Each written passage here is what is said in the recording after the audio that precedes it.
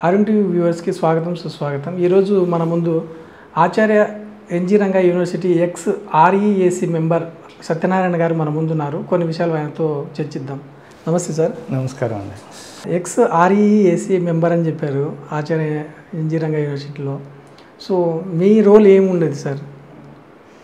ఇప్పుడు భారతదేశంలో భౌగోళిక పరిస్థితుల ప్రకారం కొన్ని జోన్స్గా విడగొట్టినటువంటి పరిస్థితి ఉంది. ఆ జోన్లో ఉండేటటువంటి వ్యవసాయ కార్యకలాపాలని రాష్ట్ర కేంద్ర ప్రభుత్వాల తాలూకా రీసెర్చ్ కేంద్రాల్లో రైతుకి ఏ రకమైన ఉపయోగ కార్యక్రమాలు ఉన్నాయన్న దాని మీద విస్తృతంగా రీసెర్చ్ చేసి వాటిని నేరుగా మాదైతే నార్త్ కోస్టల్ జోన్ అనకాపల్లి జిల్లా మా చోడవరం గ్రామం అండి. అక్కడ ఆర్ఈఏసీ తాలూకా రీసెర్చ్ డేటాని నేరుగా రైతుని తీసుకొచ్చి సైంటిస్టులతో ఇంటరాక్ట్ జరిగే పరిస్థితి ఉండడం వల్ల మాకు ఈ రకమైనటువంటి కార్యక్రమాలు తీసుకుంటే ఆర్థికంగా ఉపయోగపడే పరిస్థితి ఉంటుందనే ఆలోచనతో ఈ ఆర్ఈఏసీని పెట్టి రైతులు సైంటిస్టులు అన్ని విభాగాల వాళ్ళని తీసుకొచ్చి సమావేశాలు పరిచి జరిగినటువంటి కార్యక్రమాలని నేరుగా రైతుకు అందే కార్యక్రమాల్లో ఇచ్చేసుకునేది ఈ ఆర్ఈఎస్ ప్రధానమైన పాత్ర వహిస్తున్నది. మాకు ఎప్పుడో 1936వ సంవత్సరంలో ఏర్పాటైనటువంటి షుగర్ కేన్ రీసెర్చ్ కేంద్రం అనకాపల్లి జోన్ ఉంది. షుగర్ కేనే కాకుండా మరి రాఘోల్ శ్రీకాకుళం ప్రాంతంలో వరి వేళ ప్రపంచ జనాభాలో సగం పైగా జనాభా ఈ వరి ఆహారాన్ని తీసే పరిస్థితి. అందులో ఎప్పుడో 2 లక్షల ఏళ్ల నుంచి కూడా ఈ గడ్డి మొక్కగా పిలువబడేటటువంటి వరి ప్రధానమైనటువంటి ఆహారం ఉన్నటువంటి కార్యక్రమం. దానిలో ఉండేటటువంటి అధిక దిగుబడులకి ఏం చేయాలన్న దాని మీద మరి నేరుగా రైతు ఒకవైపు తను అనాది కాలంగా పూర్వం నుంచి వచ్చినటువంటి తాతతండ్రుల నుంచి చేసే కార్యక్రమాలతో పాటు ఈ రీసెర్చ్ డేటాలో ఉన్న సైంటిస్టులు కూడా కృషి చేసినటువంటి దాన్ని సమన్వయం చేసే తెరిపిస్తుంది. అంతేకా మినుములు అలాగే ఇతర అన్ని రకాలైనటువంటి కార్యక్రమాలు మా నార్త్ కోస్టల్ జోన్లో చేస్తే ఇది భౌగోళికంగా అన్ని ప్రాంతాల్లో జరిగేటటువంటి ప్రక్రియ. దీని వలన ఎప్పుడో మనం ఆహారాన్ని గతంలో బయట నుంచి తీసుకొచ్చే పరిస్థితులు గతంలో ఉండేవి, వాటన్నిటిని అధిగించి స్వయం సమృద్ధి సాధించే పరిస్థితులు ఉన్నాయి. వాటిపైన ఈ రీసెర్చ్ ఎంతో ఉపయోగకరంగా ఉంటుంది. దీన్ని ఈ రాబోయే రోజుల్లో రైతుకి అభివృద్ధిని చెందడం కావాల్సినటువంటి అన్ని విషయాల్ని కూడా ఇంకా లోతుగా ఏర్పాటు చేసుకుంటే బాగుంటుంది. ఇప్పుడు కేంద్ర రాష్ట్ర ప్రభుత్వాలు రైతు కోసం ప్రత్యేకమైన కార్యక్రమాలు చేస్తున్నప్పటికీ మరిన్ని ప్రత్యేక కార్యక్రమాలు చేయాల్సిన అవసరం ఉంది. ఎందుకంటే ఆరోగ్యము, పంట, రైతు జీవన పరిస్థితి వీటన్నిటినీ కూడా దృష్టిలో పెట్టుకొని విస్తృతంగా చర్చ జరిగి రైతుని ఏ రకంగా ఇంకా మనం ముందుకు తీసుకెళ్లాలన్న దాని మీద కార్యక్రమాలు చేయాల్సినటువంటి అవసరం ఉన్నది. సార్, ఇప్పుడు రైతు దేశానికే వెన్నెముక అని అంటారు. సో ఈ పదం ఇప్పుడున్న ప్రస్తుత కాలానికి ఎంతవరకు సూటబుల్ సార్? ఇది అది రైతు దేశానికి వెన్నెముక అనేది మొట్టమొదటి పంచవర్ష ప్రణాళిక ప్రధానమంత్రి గౌరవనీయులు మాజీ ప్రధాని శ్రీ నెహ్రూ గారు ఉన్నప్పటి నుంచి కూడా మొత్తం ప్రణాళికను అందరం తీసుకొచ్చి వ్యవసాయానికే కేటాయించిన పరిస్థితి ఉండబట్టి అప్పుడున్నటువంటి కార్యక్రమాలకు అనేక రకమైన కార్యక్రమాలు జరిగి 33 కోట్ల భారతీయులు ఉండే పరిస్థితిలో ఉన్నటువంటి ఈ దేశానికి అనేక రకాలైన కార్యక్రమాలు ముందుకు తీసుకెళ్లే పరిస్థితి ఉండడం వల్ల పెరుగుతున్న జనాభా కూడా ఆహారం వస్తున్నప్పటికీ కూడా ఇప్పుడు మరిన్ని అభివృద్ధి కార్యక్రమాలు చేయాల్సినటువంటి పరిస్థితిని ఇంకా జనాల్లోకి విస్తృతంగా తీసుకెళ్లాల్సిన పరిస్థితి ఉన్నది. ఇవాళ వరిలో చూసినట్టయితే దాదాపుగా 50 రకాలైనటువంటి ఈ వరి రకాలు ఉన్నాయి. ఇప్పుడు మాకు శ్రీకాకుళం రాగోళ్ళ ఆ ప్రాంతంలో 165 రోజులు, ఇట్లా 115 రోజుల తెల్లహంస, ఇవన్నీ రకరకాలైన వరిలు తీసుకొచ్చి ఆ కాలానికి అనుగుణంగా ఆ సాయిల్కి సరిపోయిన పరిస్థితిలో మాకున్నటువంటి పరిస్థితుల మేరకు ఏర్పాటు చేసి కాలానుగుణంగా వాటిలో వచ్చే తెగుళ్ళు, వాటికి వచ్చే సమస్యలు వీటిని నివృత్తి చేస్తూ ఈ రీసెర్చ్ సైంటిస్టులు మాకు అందిస్తూ ఉండడం చేత కొంచెం ముందుకు వెళ్ళే పరిస్థితులు ఉన్నాయి. అంటే సార్, ఇప్పుడు ఒక జనరేషన్ అంటే ఇప్పుడు మీ జనరేషన్ వాళ్ళు వ్యవసాయం చేస్తూ ఉన్నారు. ఇప్పుడు మీ పిల్లలు వ్యవసాయ రంగంలోకి రాకపోవడానికి ఇలా చాలామంది ఉన్నారు కదా సార్. సో మీరు పడే కష్టాలు మీ పిల్లలు పడకూడదని చెప్పేసి మీరు చదివిస్తారు. ఇలా అయితే కనుక దేశానికి ప్రొడక్షన్ ఎలా అసలు ఫుడ్? చాలామంది యువ రైతులు కూడా లేరు కదా సార్ సొసైటీకి. ఇది ఒక ప్రత్యేకమైన పరిస్థితులు వస్తున్నాయండి. వీటిపైన ఎందుకంటే ఇప్పుడు ఏదైనా నష్టం వస్తే ఆ నష్టాన్ని ఏ రకంగా అధిగమించాలనేటువంటి ధైర్యం రైతుకి వాళ్ళకి కాస్త తక్కువగా ఉంది కాబట్టి దాన్ని కూడా మనం పరిగణలో తీసుకొని ఏ రకంగా రైతుని మనం వారి కష్టాల నుంచి బయటికి తీసుకురావాలనే ఆలోచన చేయాల్సినటువంటి అవసరం ఎంతైనా ఉంది. నాకైతే మాకున్నటువంటి 3 పిల్లలు కూడా వ్యవసాయంలో మరి చేదోడు బాధగా ఉండకుండా బయటకేమో ఒక అమ్మాయి సాఫ్ట్వేర్ ఇంజనీరు, మరొక అమ్మాయి డెంటల్ డాక్టర్, అబ్బాయి ఆర్కిటెక్ట్ అండి.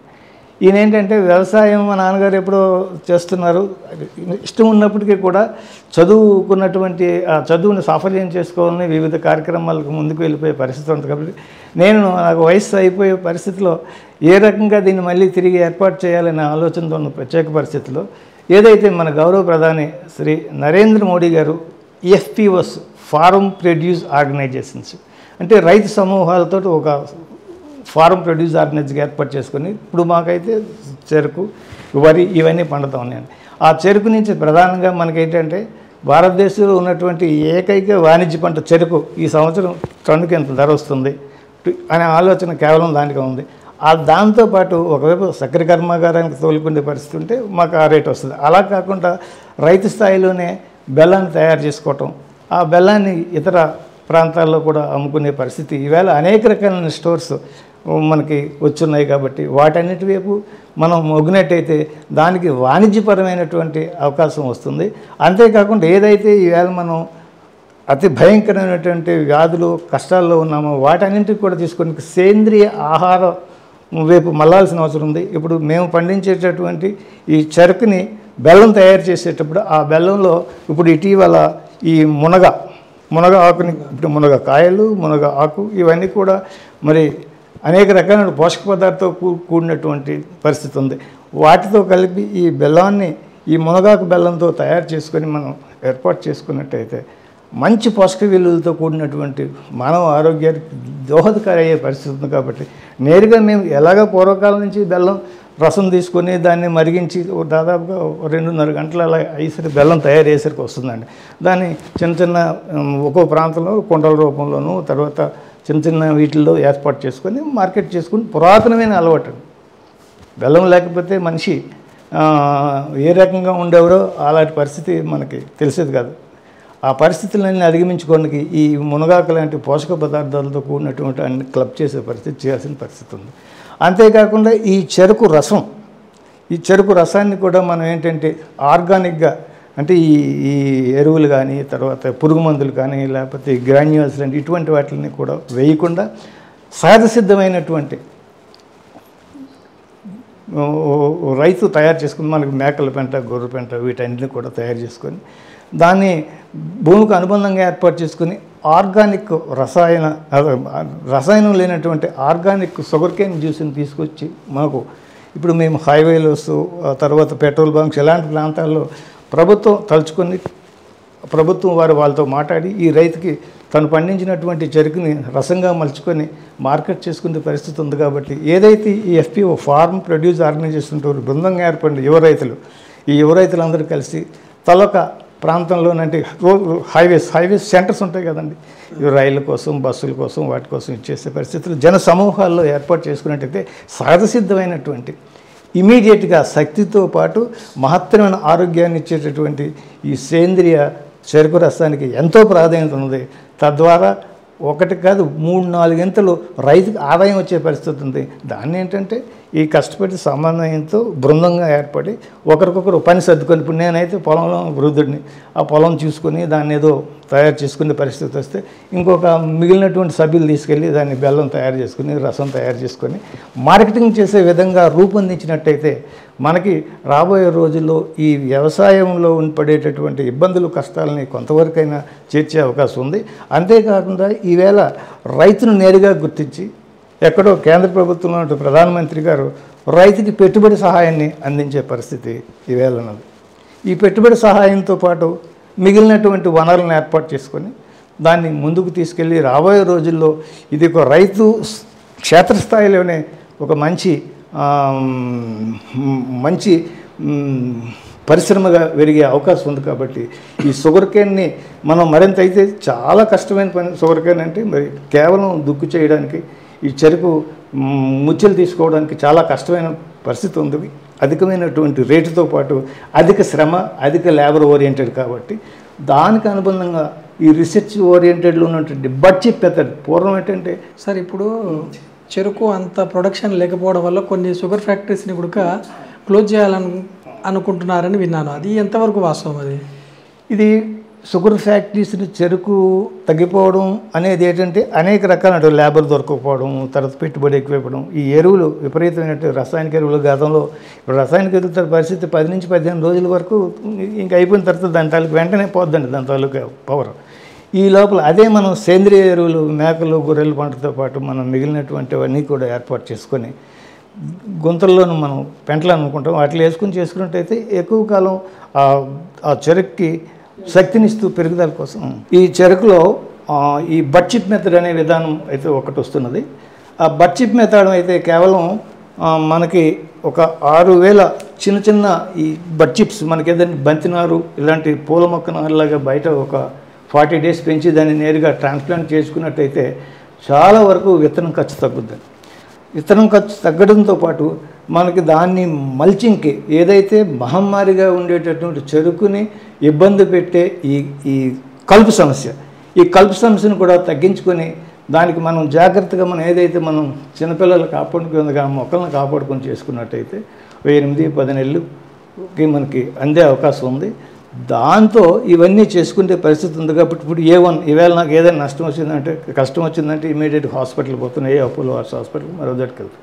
వెళ్ళేటప్పుడు నా బ్లడ్లో తీసి ఈ బ్లడ్లో ఏమేమి పోషకాలు ఏమేమి సమస్యలు ఉన్నాయని ఇమీడియట్గా మనకు తీసుకొచ్చే పరిస్థితి ఉంది. కాబట్టి ఈ పరిస్థితులు ఈ A1 అనేటటువంటి దాని ద్వారా మరి ఎంతో కృషి చేస్తున్నటువంటి రైతులతో పాటు స్వచ్ఛంద సంస్థలు ఇలాంటి ప్రాంతాల్లో కూడా ఉండే పరిస్థితి ఉంది. మనకి మహారాష్ట్ర చూసుకున్నట్టయితే అక్కడ దాదాపుగా 350 సహకార చక్కెర కర్మలు ప్రైవేట్ సహకారాన్ని కలిపి అక్కడ ఉన్న పరిస్థితి. అసలు అంత ఎందుకంటే భారతదేశంలో మొట్టమొదటి కోఆపరేటివ్ షుగర్ ఫ్యాక్టరీ అనేది మా జోన్ అనకాపల్లి జిల్లా ఏటుకొప్పాకలో జరిగిందండి. మేము ఫార్మర్స్ మా ఫ్యాక్టరీ తరఫున టూర్కి వెళ్తే అక్కడ ఉన్నటువంటి ఈ లోక్సభ స్పీకర్ వాళ్ళకి సొంత ఫ్యాక్టరీలు ఉండేయండి. వాళ్ళు కూడా మేము అసలు ఎక్కడి నుంచి నేర్చుకున్నాం ఈ కోఆపరేటివ్ సిస్టమ్ అంటే మొట్టమొదట విశాఖపట్నం జిల్లాలో ఉండేది. ఆ జిల్లాలో మేము కోఆపరేటివ్ సిస్టమ్ అనేది నేర్చుకుని ఈవేళ మనం ఒకటి ఏర్పాటు చేసుకుని ఈ షుగర్ ఫ్యాక్టరీస్ని ఒక వ్యక్తి ఉన్నాడంటే దాదాపుగా 10-15 సంవత్సరాల వరకు కూడా అతనే చైర్మన్గా ఉండు ఆ ప్రాంతాన్ని నా కర్మాగారం, నా ఇల్లు, నా కుటుంబం అనే పరిస్థితి రైతులతో మమాయకమైన ఉండే పరిస్థితులు చేస్తున్నటువంటి అమితమైన శ్రద్ధ వల్ల శక్తి వల్ల కూడా ఇవాళ ఇంకా మహారాష్ట్రలో ఆ కార్యక్రమం జరుగుతుంది. ఎన్ని భౌగోళిక మార్పుల ప్రకారం వాతావరణ పరిస్థితులు దాడి చేసినప్పటికీ ఈ ఎరువులు, కృత్రిమ ఎరువులు వాటిని కూడా మనం తయారు చేసుకుని రైతుకి ఇంకా ఏర్పాటు చేసుకున్నట్టయితే ఎక్కువ పరిస్థితి ఉంది.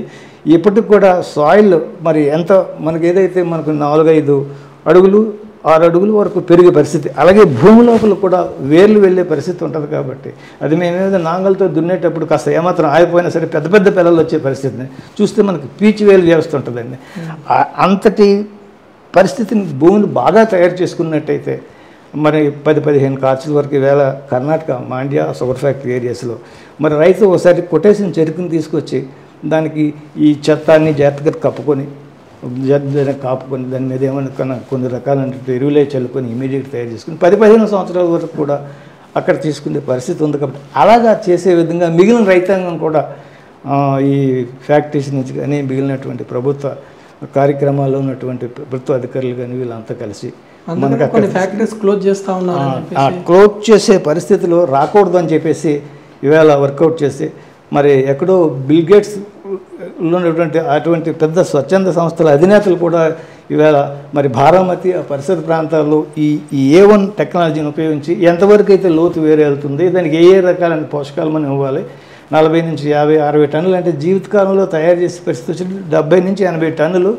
బాగా ఉంటే 100 టన్నులు కూడా దిగుబడి వచ్చే పరిస్థితి ఉంది. అంత తీయలేని పరిస్థితి ఉందంటే ఈ భూమిని మనం తయారు చేసుకునే విధానంలో మార్పు ఉంది. కాబట్టి దాన్ని సమూలంగా మరి వాటిని మార్పు చేసి ఎక్కువ దిగుబడులు వచ్చేగా చేయడానికి A1 టెక్నాలజీ అనేది ఉపయోగపడి రాబోయే రోజుల్లో అనేక మార్పులు చెంది డెఫినెట్గా మళ్ళీ సహకార చక్కెర కర్మాగారాలతో పాటు మిగిలిన అన్ని రకాలైన చక్కెర పరిశ్రమలు మనం కాపాడుకునే పరిస్థితి ఉంది. ఈవేళ ఈ టెక్నాలజీని ఉపయోగించుకొని చేసుకున్నట్టయితే రైతు మరి నిజంగా మరి పండగ అయ్యే రోజు అతి దగ్గరలోనే ఉంది. ఇప్పుడప్పుడే బారామతి ప్రాంతంలోనూ కూడా అక్కడ రైతులు 1000 మందిని బృందంగా ఏర్పాటు చేసుకొని అక్కడ ఉన్న భూముల్లో సాయిల్ టెస్ట్ దగ్గర నుంచి ఏమేమి ఎట్లా చేయాలని దాని మీద శ్రద్ధ వహించి చేస్తున్నటువంటి అక్కడ ప్రభుత్వంలో ఉన్నటువంటి వారికి కానీ చక్కెర కర్మాగారాలకు కానీ ఇప్పుడు గవర్నమెంట్ ఫ్యాక్టరీస్ని ప్రైవేటీకరణ చేయాలి అని చెప్పేసి కొన్ని ప్రపోజల్స్ వస్తున్నాయి. ప్రైవేటీకరణ అనేది మనకేంటంటే ప్రైవేటీకరణ కంటే ఈ అనేక రకాల సంస్థలు ప్రైవేట్ అనగానే ఏం లాభం వస్తుందనే ఆలోచన చేస్తారు. అది లేకుండా వీలైనంత వరకు ఈ పరిస్థితులు అధిగమించడానికి రైతుల సహకార చక్కెర కర్మాగారాలు వాళ్ళనే ఏర్పాటు చేసుకుని వాళ్ళే బృందాలుగా ఏర్పాటు చేసుకొని మార్పు చేయడానికి ఏమేమి టెక్నాలజీ తీసుకురావాలనేది దాన్ని ఎలాగ ఉపయోగించుకోవాలి చేసుకున్నట్టయితే ఈ పరిస్థితి మనకు కొంతవరకు ఆగుతుందండి. ఈవేళ చక్కెర కర్మాగారం మా చోడవరం షుగర్ ఫ్యాక్టరీ లాంటిది కావాలనుకుంటే దాదాపుగా 1000 కోట్ల రూపాయలు మనం అవసరమైతే కానీ పెట్టుకోలేమండి. దానికి ఒక జోన్ అంటారు, ఆంక్షలు అంటారు, ఈ మండలాల్లో ఇన్ని ఎకరాల్లో మాత్రం వేసుకోవాలనే పరిస్థితులు ఉంటాయి కదా ప్రభుత్వం ఏర్పాటు చేసేటప్పుడు. ఇవన్నీ ఉంటాయి కాబట్టి వీటన్నిటిని అధిగమించడానికి మరి ఈ రాబోయే రోజుల్లో ఈ కార్యక్రమాలు తీసుకొని మనం కాపాడుకోవాల్సిన పరిస్థితి ఉంది. మన పూర్వీకులు ఆనాడు టెక్నాలజీ అంత లేని సమయాల్లో ఎక్కడో ఆ కోఆపరేటివ్ కార్యక్రమాలని అక్కడ ఉన్నటువంటి టెక్నాలజీని ఉపయోగించుకొని ఈవేళ మరి చక్కెరలు కూడా ఇతర దేశాలు కూడా పంపిణీ చేయగలుగుతుంటే ఎంతో శ్రమించారు. కాబట్టి ఆ మార్గాన్ని ఆ బాటని మనం అధిగమించి ముందుకు తీసుకెళ్ళిపోతే ఈ ప్రైవేటీకరణ బాధ ఉండదు. మళ్ళీ తిరిగి ఏదైతే ఆ బారామతి ప్రాంతంలో జరిగేటటువంటి ఈ బిల్గేట్స్ లాంటి పెద్దవాళ్ళు చేసేటువంటి కార్యక్రమాలతో ప్రభుత్వం కూడా మరింత మమేకమై ఏర్పాటు చేసుకున్నట్టయితే డెఫినెట్గా ఈ చక్కెర కర్మాగారం నిలబడి రైతుని మళ్ళీ వేయే పరిస్థితి ఉంటుంది. దాంట్లో కొంచెం మార్పు తీసుకురావండి. గతంలో ఉండే పద్ధతులు 1-2 కార్సులు అవగానే దున్నేసేవాడు. అలా కాకుండా 10-15 కార్సుల వరకు పెంచితే ఏ రకంగా మనం కాపాడుకోవాలి, ఎంత లోతు దుక్కు చేయాలి. మరి లోతు దుక్కు కూడా వాటికి ఉన్నటువంటి అనేక రకమైన పరిస్థితులు ఉంటాయండి. వాటిని విధంగా ఏర్పాటు చేసుకోవడం, ఈ బయట నుంచి తీసుకెళ్ళి చెరువు మట్టి, ఈ గెత్తం ఇలాంటి వాటిని డెవలప్ చేసుకొని మరి భూమిని మరి బంగారంలా తయారు చేసుకుంటే రైతు భవిష్యత్తు రాబోయే రోజుల్లో బాగుంటుంది. ఇప్పుడు రైతును సపోర్ట్ చేసేటటువంటి ప్రభుత్వం మన కేంద్రంలో ఉన్నటువంటి నరేంద్ర మోడీ గారు చేసే పరిస్థితి ఉంది. దానికి నిదర్శనం నేరుగా రైతుకి సహాయం చేయడం, ఎంతో కొంత ఆయనకి వచ్చే పరిస్థితి ఉంది. కాబట్టి దీన్ని మరింత పెంచి ఎకరానికి 10-15 అదే ఎకరానికి కాకుండా ఇది రైతుకి సంవత్సరానికి 10-15 వేలు కూడా ఏర్పాటు చేసినట్టయితే భౌగోళిక పరిస్థితి ఉంటాయి. తర్వాత దీని నుంచి వచ్చేటట్టు ప్రభుత్వానికి మళ్ళీ ట్యాక్స్లు, ఆదాయం, వ్యవహారం ఇవన్నీ ఎట్లానే ఉన్నాయి. అవి కూడా ప్రభుత్వాన్ని ప్రైవేటుగా సహకారం చేయబడుతూ భౌగోళికంగా ఇతర దేశాలకు కూడా మన దేశ ఆర్థిక వ్యవస్థకు తోడ్పాటు, రైతు పరిస్థితి బాగుండడం ఇవన్నీ ఉంటాయి. కాబట్టి షుగర్ ఫ్యాక్టరీలు రక్షించుకోవడం కావాల్సిన కార్యక్రమాలు తీసుకోవాల్సిన పరిస్థితి ఉంది.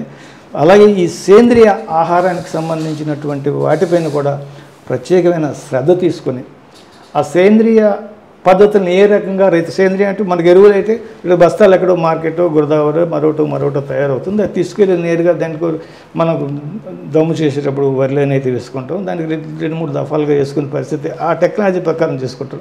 అలాగే ఈ సేంద్రియ ఎరువులైనటువంటి జనుము, జీలుగా, పచ్చిరొట్ట ఎరువుల్ని సకాలంలో మరి దున్ని దాన్ని చేసుకున్నట్టయితే అసలు కలుపుని సమస్యను తగ్గించేది జీలుగలో ఉందండి. ఆ జీలుగులో ఓ రకమైనటువంటి దమ్ము చేసిన వెంటనే ఓ రకమైన దీనిలాగా ఏర్పడుతుందండి. ఒక రకమైన ద్రవంలాగా ఏర్పడి అతి కష్టపెట్టేటటువంటి ఈ కలుపు మొక్కలు చంపే గుణం ఆ జీలుగ మొక్కల్ని మనం దమ్ము చేసుకునే పరిస్థితిలో ఉంటుంది. నేను స్వయంగా అవి మా పొలంలో చేశాను. నాకైతే అనుభవం మేరకు చాలా వరకు ఖర్చు తగ్గింది. కాబట్టి అటువంటి పరిస్థితులు కావాల్సినటువంటి రైతుకు ఏదైతే అగ్రికల్చర్ ఆఫీసర్స్ కానీ మండల కేంద్రాల్లో కానీ తక్కువ ఖరీదుకి ఏమాత్రం ఎక్కువ ఖర్చు ఉండదండి.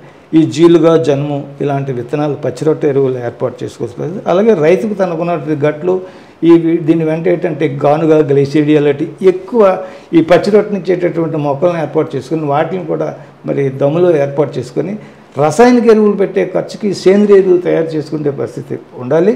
దానికి పశువులు, గొర్రెలు, మేకలు ఇవన్నీ కూడా బృందం అంటే చిన్న యూనిట్లుగా రైతుకి ఇచ్చినట్టయితే ఆ రైతుని మనం రక్షించిన వాళ్ళు అవుతారు. తద్వారా దేశ గౌరవాన్ని, దేశ అభివృద్ధిని కూడా ఈ చిన్న కార్యక్రమాలు అక్కడే రైతు తన పొలంలోనే ఒకవైపు ఇవన్నీ తీసుకొని తనకు కావాల్సిన ఆహారం ఈ పాడి, ఈ కోడి వీటన్నిటి నుంచి కూడా మనకు వస్తాయి. కాబట్టి ఆ రకంగా రైతుని మనం ఎడ్యుకేట్ చేసే విధంగా ఏదైతే ఈ రాబోయే రోజుల్లో ఈ ప్రణాళిక సమావేశాలు గట్రా జరుగుతాయి. పెద్ద పెద్ద మహానాయకులు లోక్సభ, రాష్ట్ర శాసనసభలో చర్చలు జరిగేటప్పుడు మరి వారికి ఏంటంటే గ్రామాల అభివృద్ధి కోసం, గ్రామాల రోడ్ల కోసం అని మరో దానికోసం ఎమ్మెల్యే ఎంపీ ఫండ్స్ ఇస్తుంటాయి, గ్రాంట్స్.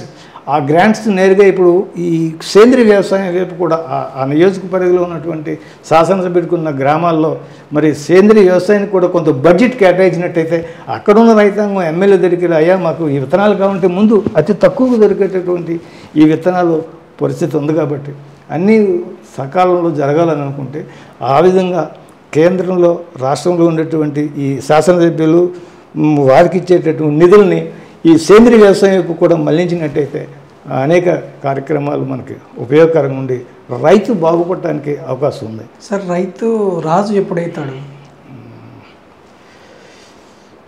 రాజు అయ్యే పరిస్థితులు మనకైతే కనిపిస్తుంది. మనం చూసాం అక్కడ ఇంత కష్టంలో, ఇంత ఇబ్బందులు, అసలు దేశంలో అతి ఎక్కువ ఖర్చు అయ్యేటటువంటి చక్కెరకు జరిగే ఖర్చుల మీద ఈ A1 అంటే ఏదంటే దానికి సాయిల్ టెస్ట్ దగ్గర నుంచి కావాల్సినటువంటి మెకానిజం అన్నీ ఏర్పాటు చేసుకొని అంతకుముందు మనుషులు కొట్టి తీసుకురావాలంటే కష్టమైంది. ఇప్పుడు అలా కాకుండా ఈ నరికే యంత్రాలు ఇవన్నీ ఉన్నాయి, పెద్ద స్థాయిలో ఉన్నాయి, చిన్న స్థాయిలో ఉన్నాయి.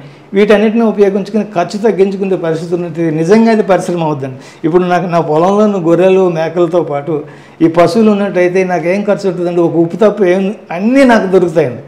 నాతో పాటు నాకున్న బృందంలో కానీ నా కుటుంబ సభ్యులతో పాటు మిగిలిన వాళ్ళందరికీ కూడా ఇచ్చే పరిస్థితి, గ్రామాన్ని సౌకర్యవంతమైన సుసంపన్నమైనటువంటి ఆదర్శ గ్రామంగా చేసే పరిస్థితి ఉందండి. అంటే ఖర్చులు తగ్గిస్తే అప్పుడు రైతు రాజు అవుతాడని చెప్తారు. అసలు ఖర్చు తగ్గించి అంటే సేంద్రియ ఎరువులు నువ్వు ఏర్పాటు చేసుకొని రసాయనికులు అది ఎక్కువగా పురుగు మందులు వీటిన్నిటిని తగ్గించుకొని ఏర్పాటు చేసుకోవడం, ప్రభుత్వ సహకారం కూడా తీసుకొని మార్కెటింగ్ కూడా మనకి సహకారం ఇవ్వాల్సిన పరిస్థితి ఉందండి.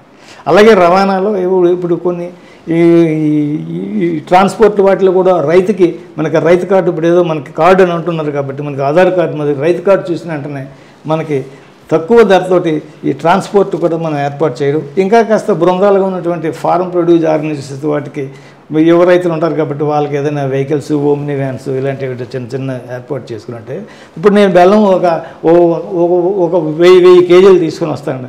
ఆ 1000 కేజీలు తీసుకొని వచ్చి ఏదో స్టోర్లో అమ్మితే స్టోర్ ఎప్పుడు వస్తుంది అనేది ఏం కాకుండా అవసరమైతే చిన్న చిన్న పట్టణాలకు దగ్గరలో ఉన్నటువంటి ఇప్పుడు ఉంది మనకి ఇక్కడ మహానగరం హైదరాబాద్లో చూసుకున్నట్టయితే ఎక్కడ ఏ అపార్ట్మెంట్స్లో ఉన్నటువంటి ఆ పెద్దలను కలిసి అయ్యా నేను సేంద్రీయ రైతుని చెప్పి నాకు ఉన్న కార్డుని వ్యవహారం చూపించుకున్నట్టయితే వాళ్ళు ఇమీడియట్గా కావాల్సిన సరుకుల్ని నేరుగా ఎక్కడో స్టోర్కి దూరంగా వెళ్ళి అక్కడ తెచ్చుకొని రావడం కంటే చక్కగా ఆ రైతు నుంచి ఆరోగ్యకరమైన పరిస్థితి ఉంది కాబట్టి ఇది అవకాశాలు ఉంటాయండి. ఇప్పుడు ఆధార్ కార్డు లాగా రైతుకు ఒక కార్డు కార్డు ఉందా?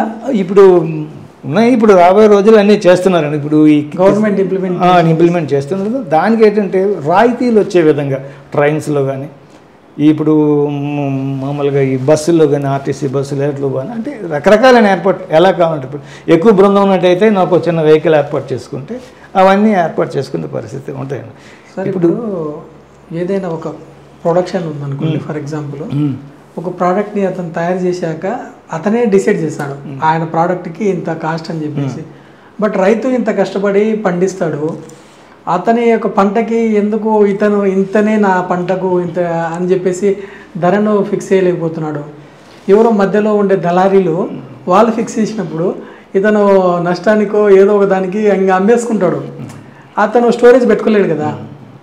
సో అలా ఇప్పుడు రైతే డిసైడ్ చేసే సిచ్యువేషన్స్ రాబోయే రోజుల్లో వస్తాయా? దీనికి గవర్నమెంట్ ఏ విధంగా సహాయపడాలి? ఏదైనా మీ పద్ధతులు ఇప్పుడు రాబోయే రోజుల్లో తప్పకుండా ఎటువంటి పరిస్థితులు వస్తాయండి. ఇప్పుడు ఉందండి, ఇప్పుడు ఒక్కో దానిలో చూసుకున్నట్టయితే ఎన్నో అంతస్తుల మేడలతో ఉన్నటువంటి ప్రత్యేక పరిస్థితి. వాటికి నేరుగా మనం పండించేటి రైస్ మనం ఆర్గానిక్ రైస్ అయితే చేసుకుంటాం. దాన్ని మనం చేసుకునే పరిస్థితిలో డైరెక్ట్గా వాళ్ళకి అంతే ఆ ఫలాల తాలూకా డబ్బు ఇమీడియట్గా వెంటనే మనకు అందుకే పరిస్థితి కోపడుతుంది. రైతు డెఫినెట్గా రాజయ్యే పరిస్థితులు ఉన్నాయి. ప్రభుత్వం కూడా ఆర్థిక శ్రద్ధతో ఇండివిజువల్గా ఇప్పుడు నాకు సాధారణ రైతుకు కూడా నేరుగా పెట్టుబడి సాయాన్ని అందించే పరిస్థితులు ఇవాళ కేంద్ర రాష్ట్ర ప్రభుత్వాలు చేస్తున్నాయి. కాబట్టి రైతు రాబోయే రోజుల్లో తప్పకుండా కూడా అభివృద్ధి చెందే అవకాశాలు అయితే ఉన్నాయని చెప్పేసి నేను ప్రగాఢంగా నమ్ముతూ ఈ పెట్రోల్ బంక్స్, తర్వాత హైవేస్లో వాళ్ళకి రైతులకి చిన్న చిన్న షాప్స్ పెట్టుకోవడానికి, అలాగే రైతు బజార్లలో, తర్వాత ప్రభుత్వ కూడల్లో అవకాశం కల్పించినట్టయితే ఇది రైతు మండి. ఇప్పుడు యాక్చువల్గా ఈ టైప్ ఆఫ్ ఇప్పుడు మనం న్యూస్ పేపర్ చూస్తాం అనుకోండి, డైలీ ఏదో ఒక కాలంలో ఫలానా రైతు అప్పుల బాధతో ఆత్మహత్య ఇలాంటివి చూస్తూ ఉంటాం. సో ఇలా అప్పుల బాధలు కావడానికి కారణం ఏంటి అంటే వీళ్ళ పంటలు సరైన ధరకి సేల్ కాకపోవడమే కదా. అవునవును, సేల్ కాకపోయే పరిస్థితి ఉంది కాబట్టి దాన్ని అధిగమించడానికి బృందాలుగా ఇప్పుడు నేను 70 ఏళ్ళు రైతు కేంద్రాల మాదిరిగా సో రైతు కేంద్రాల్లో రైతు పండించిన పంటని ఇతనే ఇప్పుడు పెట్టేసి ఇతనే డిసైడ్ చేయొచ్చు కదా. ఇప్పుడు చాలా చోట్లలో మనం పేపర్లలో కూడా చూస్తుంటాం, ఒక్కోసారి టమోటాకి అసలు ధరలే ఉండవు, రైతులు అలా వదిలేసిపోతూ ఉంటారు. ఉల్లిగడ్డ కూడా అంతే, అది కూడా సడన్ సీజనల్ లాగా ఒక్కోసారి 100కు కిలో అంటారు, ఒక్కోసారి 2 రూపాయల కిలో కూడా అంటారు. ఎందుకు ఈ విధంగా? అదే వీటిని మార్పు చేయడం కోసం ఏదైతే గవర్నమెంట్ కేంద్రాల్లో ఈ ఫుడ్ కార్పొరేషన్ గొడౌన్స్ అని ఎప్పుడెప్పుడు నిల్వ చేసిన కావాల్సిన ఎలాగైతే ఆహారం కోసం ఉండే పరిస్థితులు ఉన్నాయి, అలాగే రైతు పండించినటువంటి ప్రొడ్యూస్ని కూడా ఉంచుకోవడానికి కావాల్సిన ప్రత్యేక స్టోర్ ఫెసిలిటీస్ కల్పించాలండి.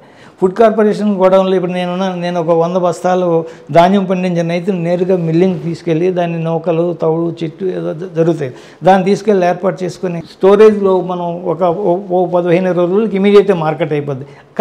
వస్తువులు కల్పించాలని కేవలం ఏదో ఫుడ్ కార్పొరేషన్ కానీ వాళ్ళకి ఏదో నిబంధనల మేరకు కాకుండా రైతుకు కూడా కొన్ని సేఫ్టీ చేసినట్టయితే మాకు అక్కడ పండించిన రైతుని మిల్లుకి తీసుకెళ్ళి మిల్లుల్లో కూడా రైతు తీసుకొచ్చినటువంటి ధాన్యాన్ని ఏదైతే ఇంత ఛార్జ్ కేజీకి ఇంత ధర ఇచ్చేసి ముందు ఆ రైతుకి మనం ధాన్యాన్ని ఆడించి బియ్యంగా మార్చుకునే పరిస్థితులు ఏర్పాటు చేయడం కోసం అక్కడ ఉన్నటువంటి సివిల్ సప్లైస్, ప్రభుత్వ కలెక్టర్లు, అలాగే ఉన్నటువంటి మంత్రులు, ముఖ్యమంత్రి కూడా శ్రద్ధ తీసుకుని ఈ కార్యక్రమం మీద శ్రద్ధ వహించినట్టయితే రైతు డెఫినెట్గా రాజు అవుతాడు, రైతు పెద్ద వ్యాపారవేత్త అవుతాడు. అసలు రైతు పండించిందే కదండి, అంతే కదా.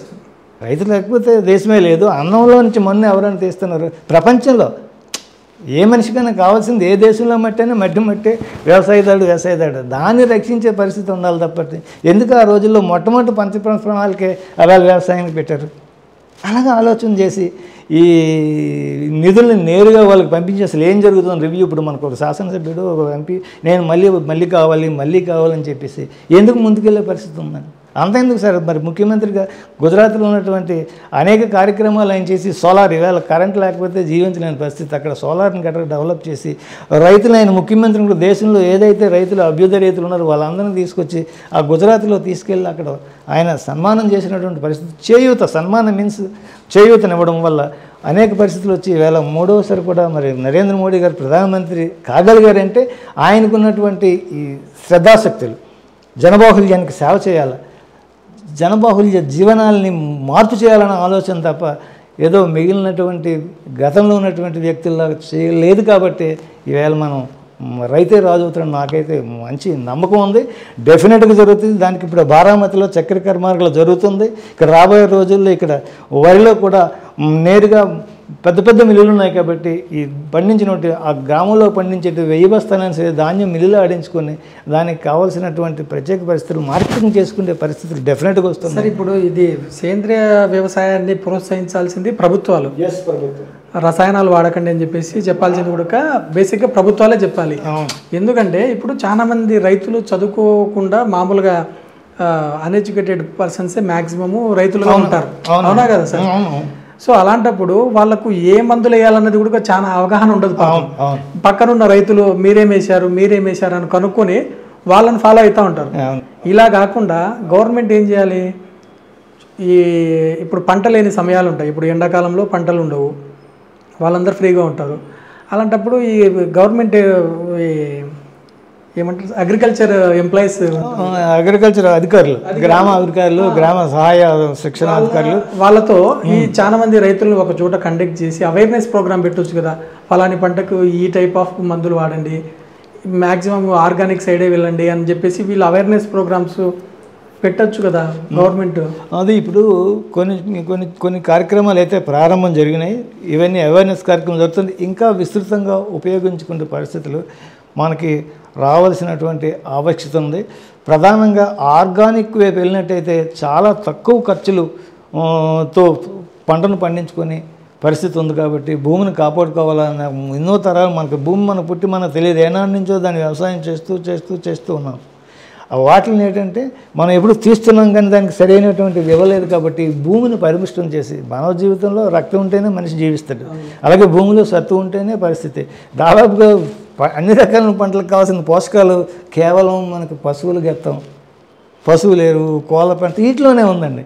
అయితే ఏంటంటే మనకి ఈ 60 సంవత్సరాల తర్వాత 1960 తర్వాత వచ్చి ఈ దాన్ని ఏమంటారు అధిక ఆహారపోతుని ఉండాలన్న దాని మీద ఈ సేంద్రియ రసాయనిక ఎరువులను దిగుమతి చేసి మరి అతి రకమైన పరిస్థితులు ఉండడం వల్ల మీరు అన్నట్టు చాలా కరెక్ట్గా మీరు అది పనిగట్టి నన్ను ప్రశ్నించారు. రైతుకు తెలియడం చేత ఈవేళ ఏంటంటే నేను 2 బస్తాలు వేస్తే ఆయన 4 బస్తాలు వేస్తే మరొకటి 6 బస్తాలు అయితే అయ్యో ఎంత వస్తుంది ఆశతో, తెలియనితనంతో, అమాయకత్వంతో మరి ఖర్చును కూడా లెక్క చేయకుండా అప్పులు చేసి ఆ స్టోర్లో ఎవరో పురుగు మందులు దుకాణాల్లో, ఎరువుల దుకాణాల్లో తీసుకొని వచ్చి అధిక రకాలైన అప్పులైపోయి ఈవేళ అక్కడక్కడ కొంచెం రైతు ఆత్మహత్యలు జరుగుతున్నాయి. కాబట్టి రాబోయే రోజులు ఎటువంటి పరిస్థితులు ఏవి ఉండవని చెప్పేసి నాకైతే ప్రధానంగా ఈ ఫార్మర్ ప్రొడ్యూస్ ఆర్గనైజేషన్స్, రైతు సమూహాలు, గ్రామాలు అని సమాయత్తం అవుతారైతే నాకైతే నమ్మకం ఉంది. దీనికి పెద్ద ఎత్తున అక్కడ ఉన్నటువంటి గ్రామ అధికారులు కానీ, వార్డు మెంబర్లు కానీ, కౌన్సిలర్లు కానీ, ఎమ్మెల్యేలు కానీ, ఎంపీలు కానీ మేము ఏం చేయాలని కదా, నేను ఏ రకంగా నేను ఈ దీన్ని బాగుపడాలని నన్ను చూస్తే ఇప్పుడు మనకున్నటువంటి పంచవర్ష ప్రణాళికలో చేసిన అనేక కార్యక్రమాలు, నీటి గురించి కాటన్ మహాసైడ్ వీళ్ళందరూ చేయబట్టి అన్నిటి నిల్వలతో పంటలు పండించుకుంటాను.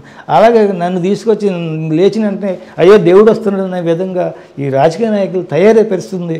ఇవాళ మానవుడే మహనీయుడు అన్న విధంగా మన నరేంద్ర మోడీ గారు ప్రపంచ దేశాల్లో ఎక్కడ ఏం జరిగినా సరే నేను ఉన్నానని చెప్పేసి ఆయన ఆదుకొని చేసే పరిస్థితి అంటే ఆయన రైతు కోసం చేసిన కార్యక్రమాలు కానీ, ప్రజల అభివృద్ధి కోసం చేసినటువంటి కార్యక్రమాలు కానీ ఇంకా ఎన్నెన్నో ఉన్నాయి. కాబట్టి ఆయన ఏ రకమైనటువంటి ప్రలోభాలకు లేకుండా నేను కానీ, నా తరం కానీ, నా తర్వాత తరం కానీ ఈ రాజకీయంగా కాకుండా సేవే లక్ష్యంగా చేసే పరిస్థితి మనకు ఉంది. కాబట్టి ఈవేళ ఒక మనుషుల్లో దేవుడైనటువంటి మన నరేంద్ర మోడీ గారి నేతృత్వంలో, ఆయన ఆలోచన విధానంలో ఆయన ఒక మాట చెప్తే డెఫినెట్గా గ్రామాలకు అది లేవండోయి రారండోయి భారతీయులారా ఒక్కటే మన సేంద్రియ వ్యవసాయంతో పాటు జన జీవనాన్ని బాగు చేసుకుందాం, మన జీవితాన్ని నిలబెట్టుకుందాం, ప్రపంచ దేశాల్లో తల ఎత్తుకునే విధంగా ఉందామనే ఆలోచనతో ఈవేళ ఆయన వెంట నడవడానికైతే మరి నాలాంటి నేను వృద్ధునైనప్పుడు కూడా అయ్యో ఉత్సాహంతో ఆయన చేసే పరిస్థితుల్లో, ఆయన చేసే కార్యక్రమాలకి ఆకర్షితున్నై రాబోయే రోజుల్లో చక్కటి అభివృద్ధి వ్యవసాయంలో జరుగుతుందని చెప్పేసి నేనైతే ఆశిస్తూ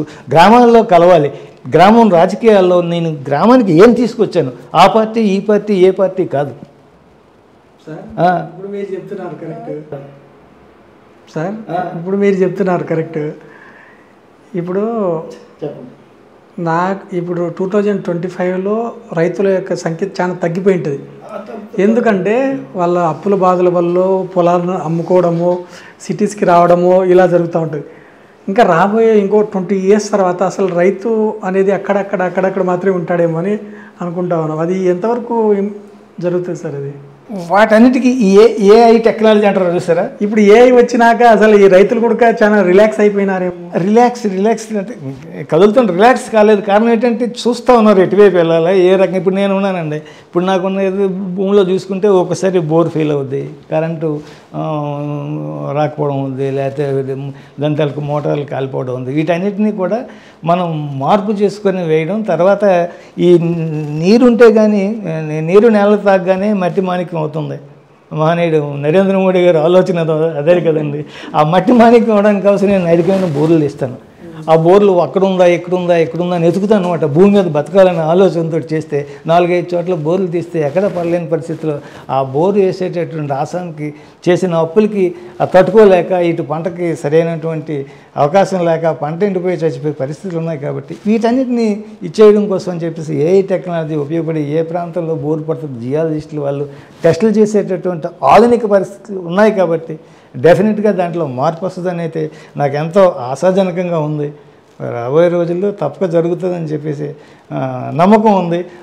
ప్రధానంగా నాయకుల్లో మార్పు రావాలి, గ్రామాన్ని ఏకోన్మతం చేసి రుణమాఫీలో తీసుకెళ్ళాలని ఇది పూర్తి స్థాయిలో అందరికీ అందుతా ఉందా సార్, లేకపోతే దీంట్లో కూడా రాజకీయ ప్రమేయాలు ఉన్నాయా సార్? రుణమాఫీలు అంటే ఒకసారి ఈ బ్యాంక్స్లోకి వెళ్ళిన తర్వాత రైతు అలవాటు లేకపోవడం చేత, సకాలంలోకి వెళ్ళకపోవడం, తెలియకపోవడం చేత ఒకసారి ఓవర్ యూజ్ అవ్వడం, తర్వాత గిట్టుబాటు ధర రాకపోవడం. ఇగో నేను చెప్పిన బోర్ కోసం ఇగో నేను మాకు లోను వస్తుందని చెప్పేసి పెట్టుకుందామని చెప్పి ఆలోచనలో పెట్టి బోర్ తీసుకుని వచ్చిన తర్వాత మోటార్ తీసుకొచ్చిన తర్వాత కరెంటు, ఇవన్నీ అనేక రకాల సమస్యలు వస్తాయి. కాబట్టి వాటి వల్ల రైతుకి సరైనటువంటి ఇది లేకపోవడం చేత ఒక్కొక్కసారి ఓవర్ జ్యూస్ కావడం, రైతు నష్టపోయే పరిస్థితులు, వీటిని కూడా గమనించడానికి మరి బ్యాంక్ స్థాయిలో ఎలాగ బ్యాంక్ అంటే అక్కడ ఆ ప్రాంతంలో ఏదైతే కొన్ని గ్రామాల సమూహం ఉందో ఆ గ్రామాల అభివృద్ధి కోసం ఏర్పాటు చేసినటువంటి సేవ చేయడం కోసం అన్ని రకాలైనటువంటి వ్యక్తులకు ఉంది. కాబట్టి ప్రధానంగా ప్రజలు ఎక్కడ, గ్రామాలు ఎక్కడ ఉంటే అక్కడ బ్యాంకులు ఎక్కువ ఉంటాయి. కాబట్టి దాంట్లో ఒక ఈ ఫార్మర్ ఎఫ్పిఓస్తో పాటు ఈ అవేర్నెస్ ప్రోగ్రామ్స్ కూడా చేయాల్సిన పరిస్థితి ఏదైతే ఆ బ్యాంకు అధికారులు ప్లస్ గ్రామ అభివృద్ధి అధికారులు ఫీల్డ్ ఆఫీసర్స్ వాళ్ళకు ఉంటుంది. కాబట్టి వాళ్ళు చెక్ చేసి ఏం జరుగుతుందని, ఈవేళ ఏంటంటే మనం పూర్వం అయితే ఏదైతే ఎక్కడ ఉందో వెళ్ళడం కష్టపడింది, అలా కాకుండా ఈవేళ ఈ చరవాణీలు అవి ఉన్నాయి. కాబట్టి ఇమీడియట్గా ఏం చేస్తున్నారు ఏంటని చెప్పేసి పొలంలో ఉందా లేదని సరే మనం చిన్న ఫోటో తీసుకొని అక్కడ ఏం జరుగుతుందని తెలిసి పరిస్థితి ఉంటుంది. వీటన్నిటినీ కూడా కాస్త శ్రద్ధ వహించి ఈ దేశంలో నేను భారతీయ దీనిలో నేను బ్యాంకులో ఉద్యోగం అంటే ఈ దేశ జనాభా పెట్టినటువంటి కార్యక్రమాల వల్ల నేను ఇచ్చేసుకుంటాను, నేను బాగు చేయాలన్న తపన ఈ ఫీల్డ్ అధికారులకి, బ్యాంకు మేనేజర్స్కి కలిసి ఉన్నట్టయితే ఈ రాబోయే రోజులు ఇవన్నీ సమసిపోయి ప్రత్యేక పరిస్థితులు ఉంటే చిన్న ఈ బాగా డిమాండ్ ఉన్నటువంటి ఈ కందిపప్పు మిల్లులని, రైస్ మిల్లులని, అలాగే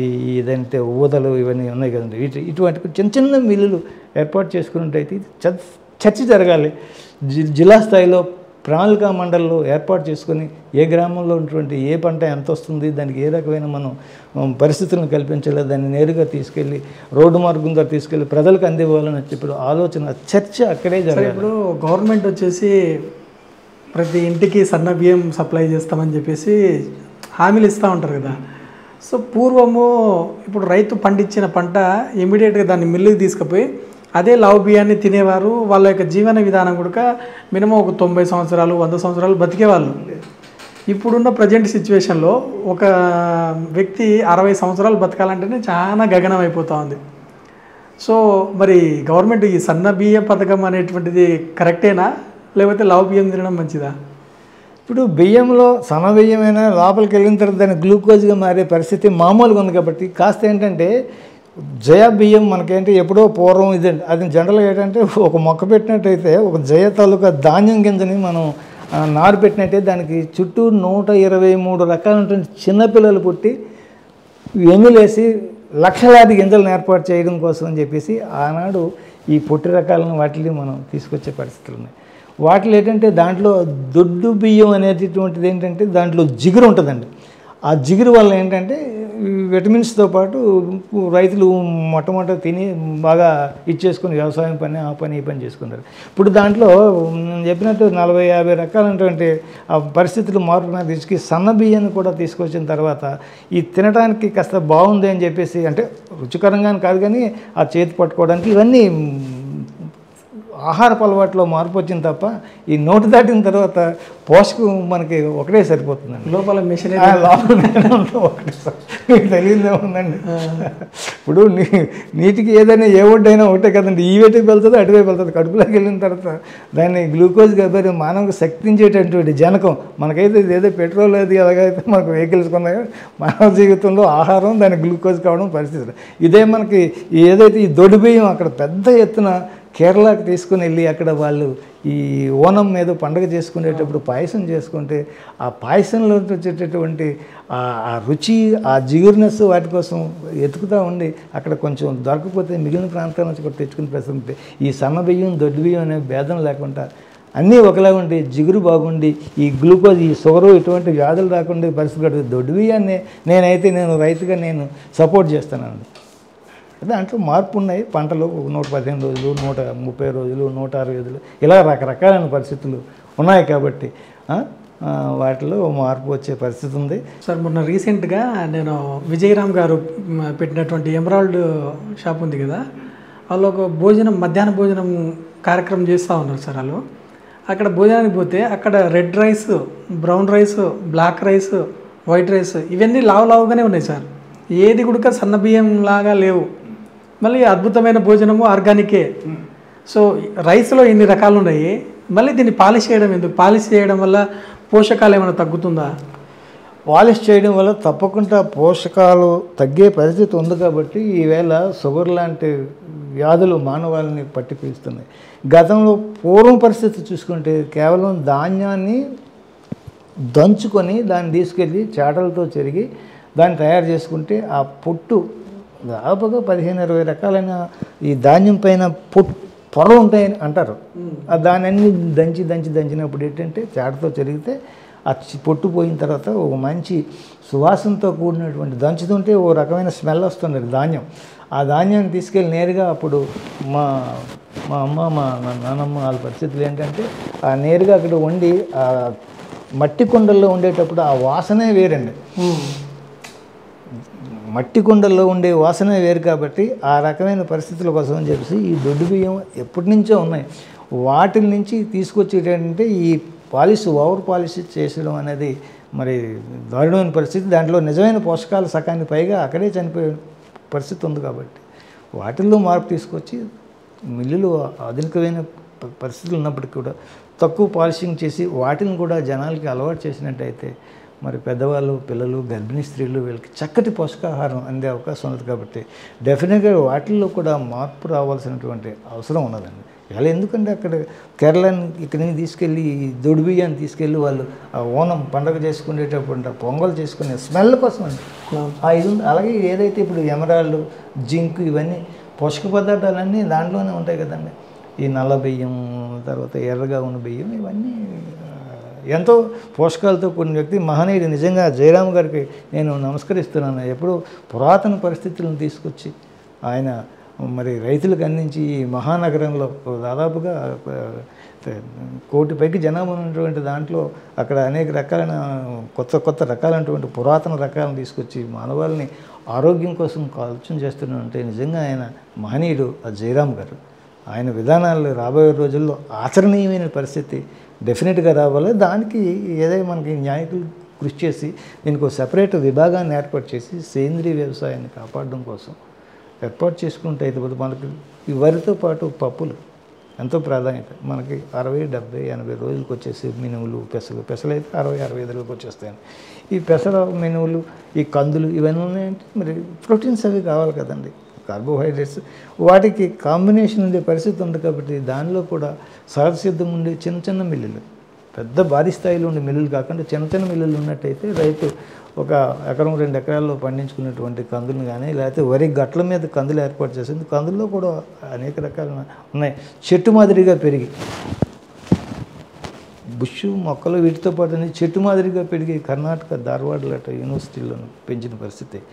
అవన్నీ కూడా తీసుకొని వచ్చి గ్రామాల్లోనే పప్పు తయారు చేసుకుంటే అయితే 1 టన్ను కందిపప్పు తీసుకొచ్చి ఇటువంటి మీకున్నటువంటి ఈ ప్రదేశాలు అమ్ముకునేటట్టు ఇమీడియట్గా ఆ స్మెల్ చూసినంటే మా తల్లులు ఈ కుటుంబంలో ఉన్నటువంటి వాళ్ళు ఎక్కడ మంచి ఆహారం దొరుకుతుందని చెప్పేసి పల్లెలు వదిలేసి పట్టణాలకు వచ్చి ఉద్యోగాలు వచ్చినప్పటికి కూడా ఆ వాసనకు మళ్ళీ తిరిగి ఇచ్చేసి మళ్ళీ వాళ్ళ పరిస్థితి ఉంది. కాబట్టి డెఫినెట్గా చిన్న పరిశ్రమలు వచ్చి కేంద్రంలో గ్రామాన్ని కేంద్రంగా చేసి అక్కడే రైతుని పరిశ్రమగా చేసి ఏవైతే మనకున్నటువంటి అన్ని డిపార్ట్మెంట్స్, వ్యవసాయ శాఖ కానీ, వెటర్నరీ డిపార్ట్మెంట్ కానీ, హార్టికల్చర్ కానీ మిగిలినవన్నీ కూడా రైతుని కేంద్రంగా చేసుకుని సూటిగా రాంబాణం మీద పోయి కార్యక్రమాలు ఈ సర్వశక్తులు ఉపయోగించాల్సిన అవసరం ఈ ప్రభుత్వ అధికారులకు ఉందని చెప్పేసి నా ఆలోచన, నా భావన సార్. సార్ ఇప్పుడు సాధారణంగా మనం ఎక్కడ హోటల్లో చూసినా కానీ చాలామంది దోశ అని ఆర్డర్ ఇస్తూ ఉంటారు. ఈ దోశలు కూడా నార్మల్ రోడ్డు పక్కన ఉండే కొట్టుకాడ ఒక రేటు ఉంటుంది, ఒక షాపులో ఒక రేటు ఉంటుంది, దాని తర్వాత ఇంకా పెద్ద రెస్టారెంట్లో ఒక రేటు, 5 స్టార్ హోటల్స్లో ఒక రేటు. ఎందుకు సార్ వీటన్నిటికీ ఒకటే రకమైన బియ్యమే కదా వాడేది? ఇప్పుడు ఈ దోశలకు వాడే బియ్యం ఏమంటే దోశ రావడం కోసం జిగురు ఉండాలండి. జిగురు ఉంటే ఏదైతే దొడ్డు బియ్యం మనకు జై కానీ తర్వాత 1010 కానీ ఈ రకమైన బియ్యం ఏర్పాటు చేసుకున్నట్టయితే దాన్ని ఈ దోశకి రావాల్సిన పరిస్థితి. దాంట్లో ఈ 5 స్టార్ హోటల్ వాళ్ళు సన్నబియ్యం వాడతారా? ఏం కాదండి, అసలు సన్నబియ్యం వాడితే అది రాదు కదండి. దోశ రావడం కోసం కావాల్సిన జిగురు కావాలి. ఎందుకు కేరళ వాళ్ళు తీసుకెళ్ళి మన ఈ దొడ్డు బియ్యాన్ని తీసుకెళ్ళి వారు పాయసం చేసుకొని ఓనం అద్భుతంగా జరుపుకుంటారండి. ఎందుకు జరుపుకుంటారంటే కారణం దాంట్లో ఉన్న పరిస్థితి. అలాగే ఈ పైన ఇక్కడ దోశ అయినా అక్కడ దోశ అయినా సరే ఒకటే, కానీ ఈ వేరియేషన్ వాళ్ళు ఏంటంటే ఆ 5 స్టార్ వస్తువులు కల్పించి ఒక రకమైనటువంటి దీన్ని తీసుకొచ్చి ఎక్కువ రేటును వసూలు చేస్తున్నారు. కాబట్టి దాంట్లో కూడా మార్పు రావాలి, మానవతా దృక్పథంతో ఆలోచించి. రైతు దగ్గర వీళ్ళు పడి కేజీ ₹1 ₹2 తీసుకుంటారు. ఇదే దోశని అక్కడ ఒక్కో దోశ జస్ట్ 300 400 ఉండొచ్చు, ఒక్కో చోట 250 ఉంటుంది. అంటే ఎందుకు సార్? అంటే రైతు దగ్గర నుంచి దోపిడీ చేస్తున్నట్టే కదా ఇది. దోపిడీ దాంట్లో కూడా మార్పు రావడానికి ఈ దేశం కోసం నేనేమి ఇచ్చాను, నేనేం తీసుకున్నానన్న ఆలోచన తప్ప నా తెలివితేటలతోటి మరి ₹10 దోశ నేను 200 కూడా తీయాల్సిన అవసరం ఎందుకు వచ్చిందండి? మెయింటెనెన్స్ వ్యవహారం మార్పు చేసుకొని భౌగోళికంగా సనాతనమైనటువంటి ఆలోచన విధానంతో ఉన్నట్టయితే ఈ అంతరం తగ్గి తక్కువ ధరకి పోషకాహారంతో కూడినట్టు దోశలు కానీ ఇడ్లీలు కానీ మరొకటి కానీ దొరికే పరిస్థితి. మానవుడు జీవించడానికి ఆహారం మరి 5 స్టార్ నేనైతే ఈ మడి గట్టునదో పడుకుంటాను, అవసరమైతే అక్కడ పడుకునే పరిస్థితి. వాటిల్లో మార్పు తీసుకురావాలి. ఈ సన్నబియ్యం అనేది కాన్సెప్ట్ జనరల్గా ఏంటంటే తినడానికి ఈజీగా ఉన్నాయని అతిమంది కొంతమంది ధనవంతులు అలవాటు చేసినటువంటి పరిస్థితి. అలాగే మిల్లులోని అధిక రకమైనటువంటి పాలసీలు పెట్టి దాన్ని ఏదో మార్కెటింగ్ తీసుకొని చేసుకుని మార్పు తప్ప మరొకటి ఏమీ కాదండి. ఇప్పుడు అదే రైతు పండించిన పంటని అమ్మేసుకుంటాడు. ఇతను అమ్మినప్పుడు ఫర్ ఎగ్జాంపుల్ ఒక ₹1000 ఉందనుకోండి ఒక ప్యాకెట్ బియ్యము, ఇతను పోయి కొనాలనుకున్నప్పుడు ఆ ప్యాకెట్ ధర 2500 అవుతుంది. సో ఇతను అమ్మేటప్పుడు ₹1000 ఉన్నది, మరి ఇదే రైతు పోయి దాన్ని కొనాలంటే ₹2500.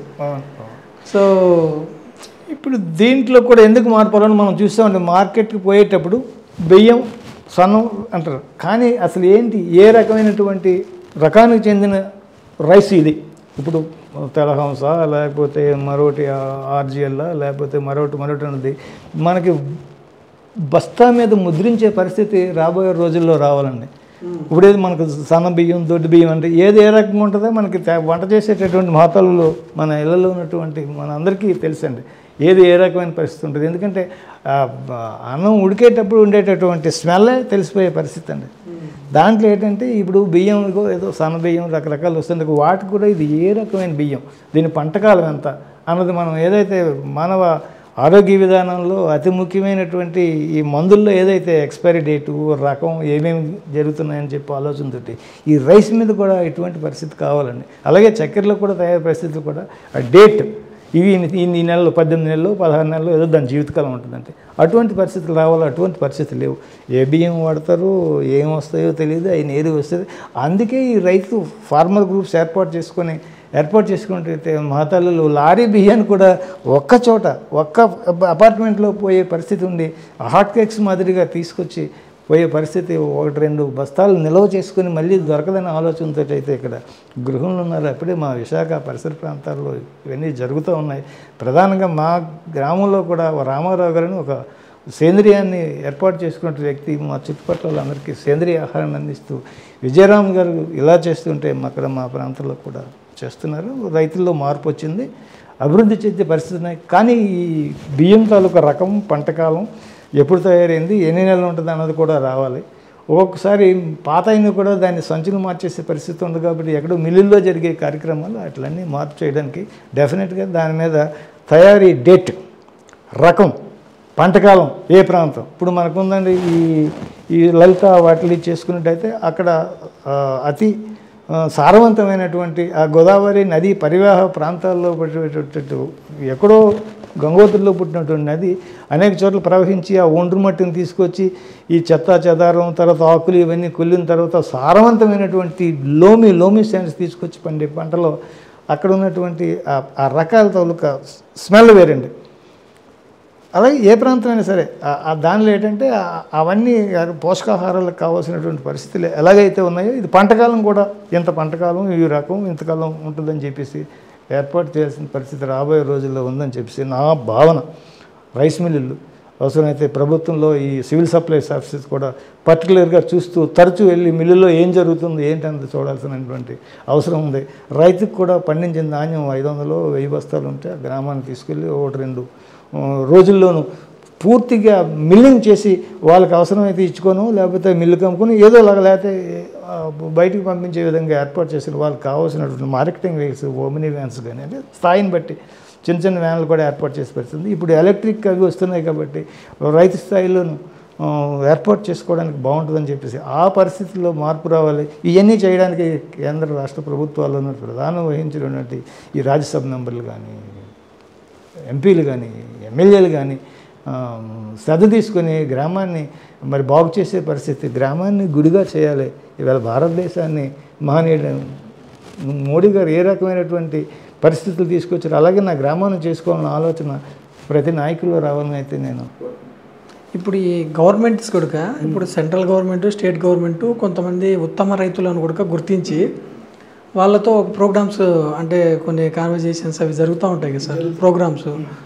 సో ఈ విధంగా ఉత్తమ రైతులే కాకుండా అంటే నా ఆలోచన చెప్తా ఉన్నాను, ఇప్పుడు డిస్టిక్లలో ఇప్పుడు ఒక 100 మంది రైతులను ఒక వారం రోజులు ప్రోగ్రామ్గా కండక్ట్ చేసి వాళ్ళకి ఇంకా అవేర్నెస్ తెప్పించి ఇట్లాంటి పంటలను ఇలా చేయండి అలా చేయండి అని చెప్పేసి ప్రోగ్రామ్స్ ఇలా కండక్ట్ చేయొచ్చు కదా సార్ చేయొచ్చు ప్రభుత్వాలు చేయాలి. అసలు అంటే కొన్ని జరుగుతున్నాయి, ఇంకా కాస్త విస్తృతంగా ఇప్పుడు ప్రోగ్రామ్ జరిపి వదిలేయకుండా ప్రోగ్రామ్ ఏం జరుగుతుందన్నటువంటి ఇప్పుడు ఓ ప్రభుత్వం ధనంతో ఏదైనా సెక్షన్ ఇచ్చారంటే ఎంతవరకు ఉపయోగకరమైన పరిస్థితి ఉందని చెప్పేసి ఆలోచన కూడా వచ్చి దాని రిపోర్ట్ కూడా తెచ్చి చర్చ జరగాలి. ఇలా కలవడం వల్ల ఏం జరుగుతుందంటే ఇప్పుడు ఫర్ ఎగ్జాంపుల్ మీరున్నారు సార్, మీది ఏదో ఒక ఊరు ఉంటుంది, సో మీ ఊర్లో ఉన్న రైతులు మాత్రమే నీకు ఫ్రెండ్స్ ఉంటారు, అంటే వాళ్ళతో మాత్రమే మీరు చర్చించుకుంటారు, నేను ఈరోజు ఈ దేశాన్ని ఆ దేశాన్ని.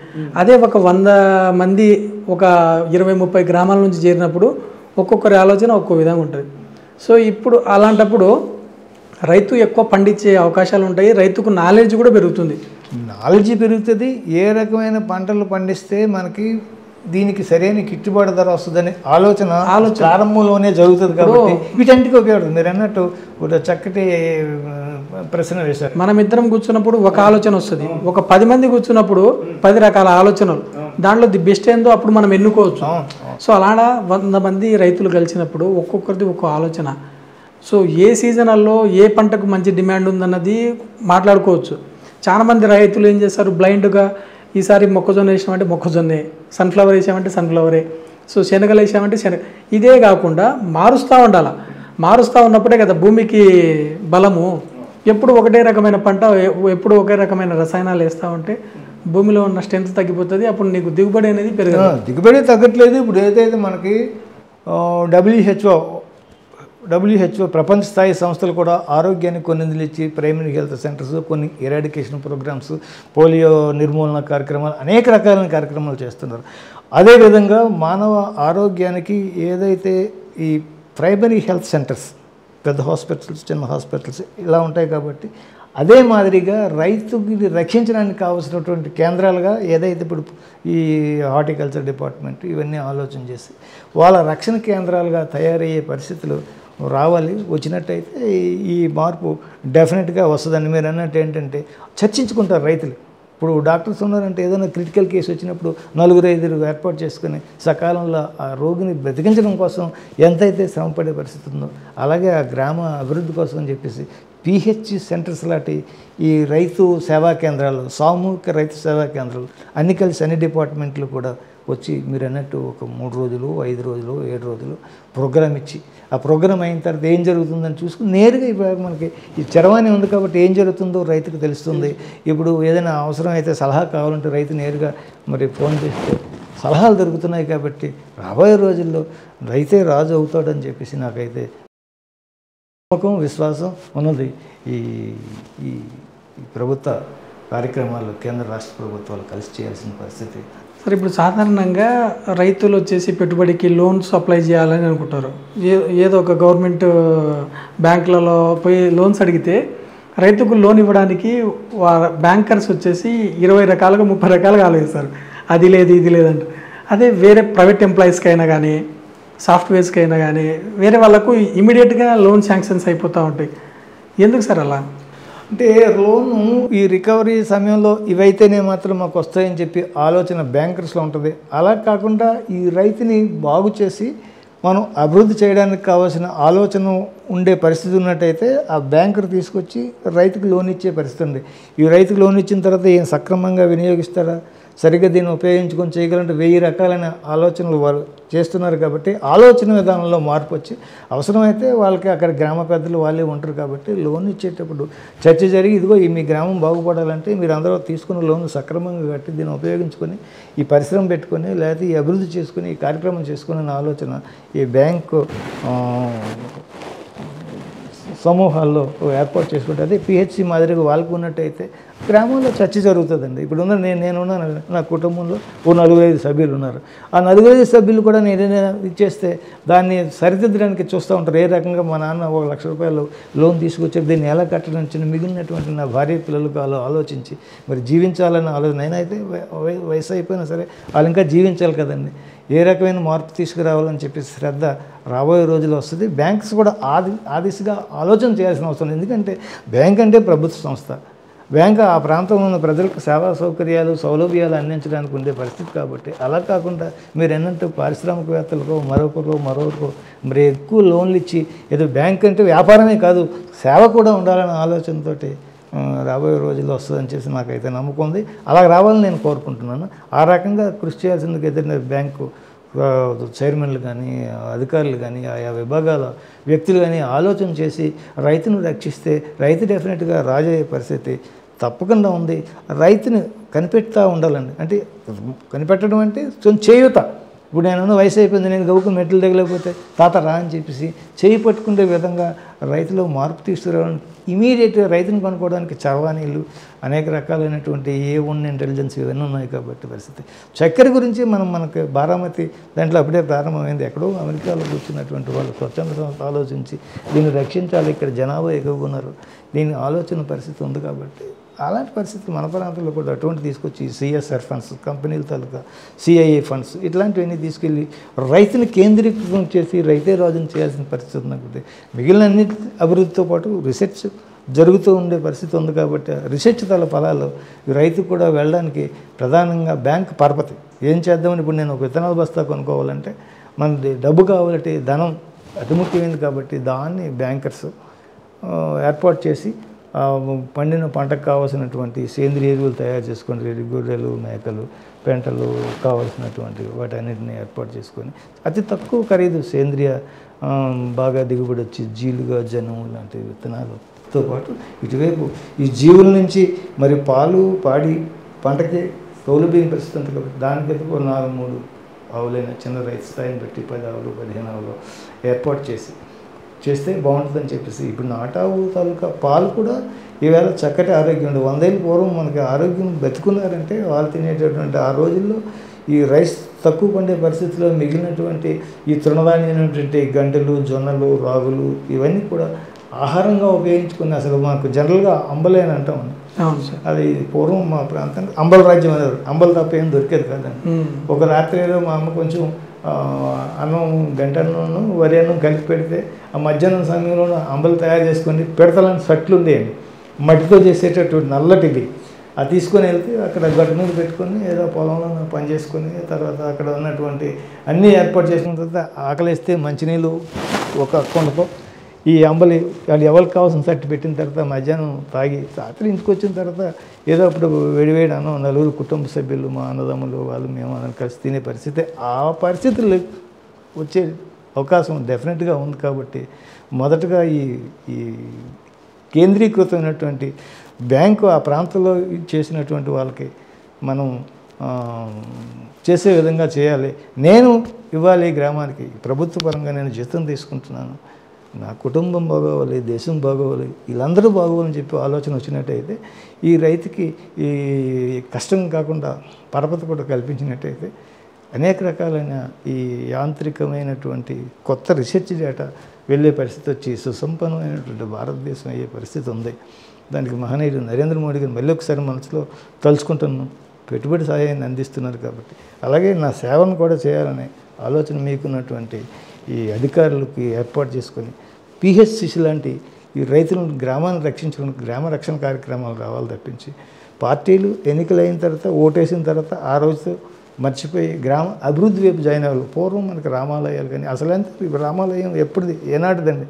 ఈవేళ దాన్ని సంపూర్ణంగా నిర్మాణం చేసి చర్చించి అక్కడ ఉన్నటువంటి ప్రాబ్లంని దాన్ని తప్పించిన పరిస్థితి కోర్టు ద్వారా దగ్గర నుంచి పెద్ద మనుషుల ద్వారా ఏర్పాటు చేసుకునే పరిస్థితి ఉంది. కూడా అలాంటి పరిస్థితి మనం గ్రామాలయము లేదా దేవాలయము మరొకటి కట్టుకునేటప్పుడు సామూహికంగా ఎలాగైతే ఆలోచన చేస్తాం రైతును బాగు చేయడానికి వ్యవసాయాన్ని దేవాలయాలుగా చేసుకునే పరిస్థితి కావాలని చెప్పి నేనైతే కోరుతున్నాను సార్. సార్, ఈ కార్యక్రమం నుంచి మీరు రైతులకు ఏమైనా చెప్పాలనుకుంటున్నారా? గవర్నమెంట్కి ఏదైతే చెప్పాలనుకుంటున్నారో ఈ కార్యక్రమం నుంచి చెప్పండి సార్.